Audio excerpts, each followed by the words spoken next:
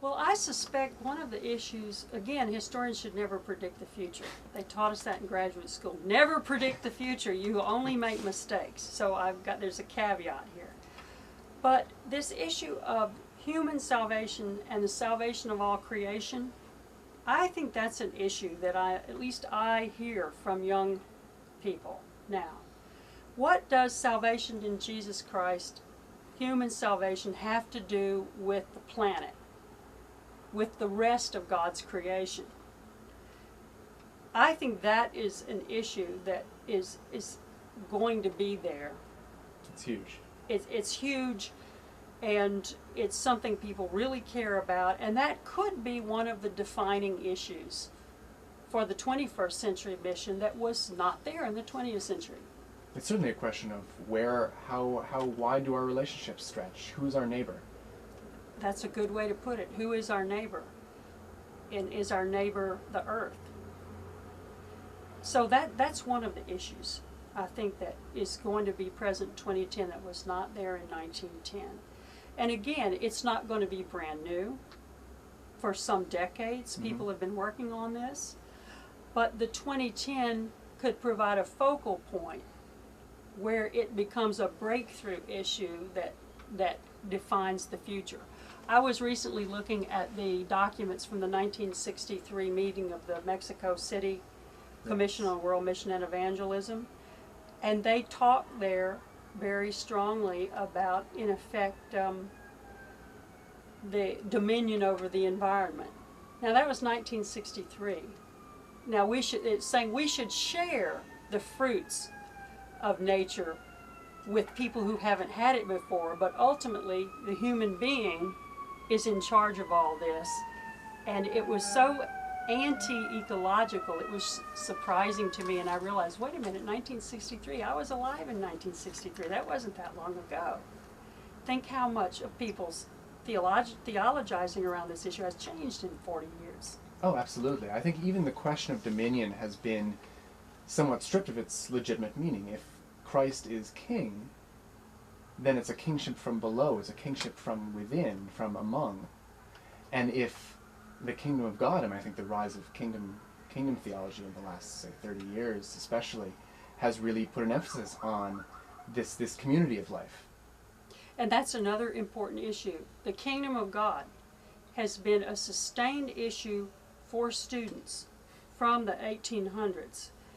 And what it means, though, changes from generation to generation. So I will be really interested to see how people think about the kingdom of God at the 2010 meeting. Does it mean the ecumenical church? Does it mean people and nature in a new cosmos, in a relationship?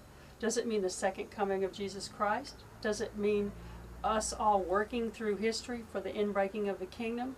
All of these definitions of kingdom have been at play in mission and inspiring mission for hundreds of years. And there's a great book by John Mercer who wrote about the Christian contribution to the Universal Declaration of Human Rights.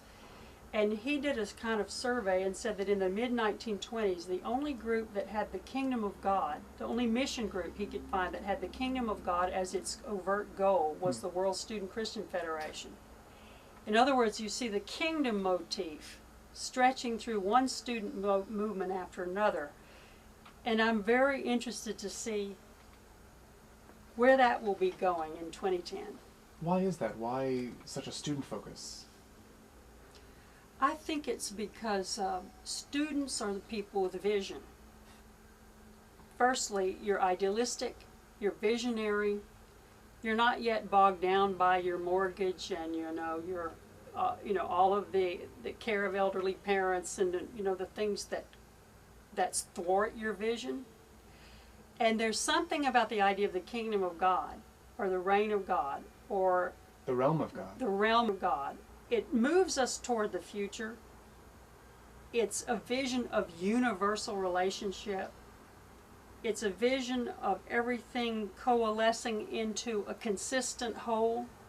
It's the vision of love and justice and peace prevailing all of the garbage that we have to live through in the world today.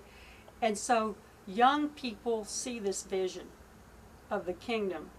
You know, Jesus even said even a little child can see this better than an adult. Maybe the younger you are, the more you're drawn by what ought to be. I find it very interesting, you know, that passage, is it from Joel, where it's the young men see visions and old men dream dreams? I think, now what's the difference between a vision and a dream? A dream could be something that haunts you, something that's happened already. You know, a dream doesn't necessarily move you forward. It can move you backward, but a vision moves you forward. And a dream is apart from our waking lives, whereas a vision is very much in the here and now. The realm of God, the reign of God is among us, is within us. That's right. So what does it mean for the reign of God to be among us, within us, at the same time something we're striving for? I think that's a young person's vision.